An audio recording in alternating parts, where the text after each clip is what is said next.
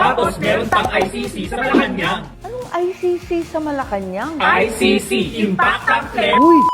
Hindi ako impacta.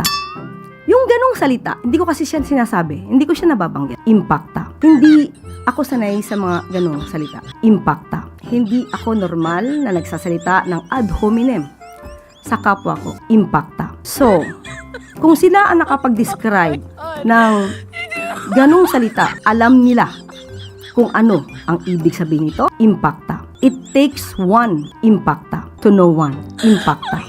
Alam niyo ba, yung ICC, nasa ICU na. Intensive Care Unit? Oo, naghihingalo. Kaya CPR na. Bakit CPR? Dalawa. Court potentially restricted. Can't prosecute Rodrigo. Ay, ang wiki mo dun, Sen, ha? Pero seriously, ICC is in serious trouble. Pinapalusaw na sila ng USA. Buti nga, ICU lang, hindi DOA. Dead on arrival? Anong dead on arrival? Denial of authority. Pero Sen, huwag tayo magpakampante. At bakit? Kasi kahit mawala ang ICC, meron pa rin IPC. IPC? Ano yun? International Pink Coalition. May ganun ba? Opo, tapos meron pang ICC sa Malacanang. Anong ICC sa Malacanang? ICC, Impacta Claire. Uy! Speaking of Impacta, no?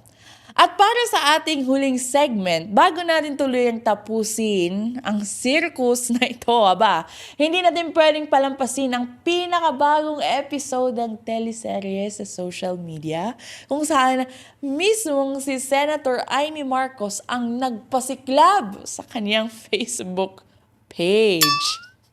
Oo. Tama ang narinig ninyo. Kung susubaybayan mo ang banat at hear it online, para na ring teleserye ang mga tawag kay Attorney Claire Castro. Naging sinungaling siya, corrupt, crybaby, tapos ngayon lumabas pa sa isang video reel sa mismong FB page ni Senator Amy na parang binansangan pa silang ICC sa Malacanang. Impactang Claire bago naputol ang audio. Sa totoo lang, grabe. Grabe, no? Lap trip talaga. At syempre, hindi nagpahuli si Yusek Claire sa banatan. Hindi ako impacta. Yung ganong salita, hindi ko kasi siya sinasabi. Hindi ko siya nababanggit. Impacta. Hindi ako sanay sa mga ganong salita. Impacta. Hindi ako normal na nagsasalita ng ad hominem sa kapwa ko. Impacta. So, kung sila ang nakapag-describe ng ganong salita, alam nila kung ano ang ibig sabihin nito. Impacta. It takes one impacta to know one impacta. At huwag sila mag-alala, ang corona ay nasa kanila, na kay Senator Amy at sa mga grupo nila. At hindi natin kayang agawin ito mula sa kanila. Wala ako sa kalingkingan ni Senator Amy para sa ganyang klaseng description. Sila ay nasa maximum level. Ang sagot ba naman niya ng tanongin tungkol dito, it takes one to know one. Sabi pa niya, kung alam daw nila ang salitang yon, Impacta. ewan ko na lang. At ibinigay na niya ang corona kay Senator Amy dahil nasa maximum level na raw sila.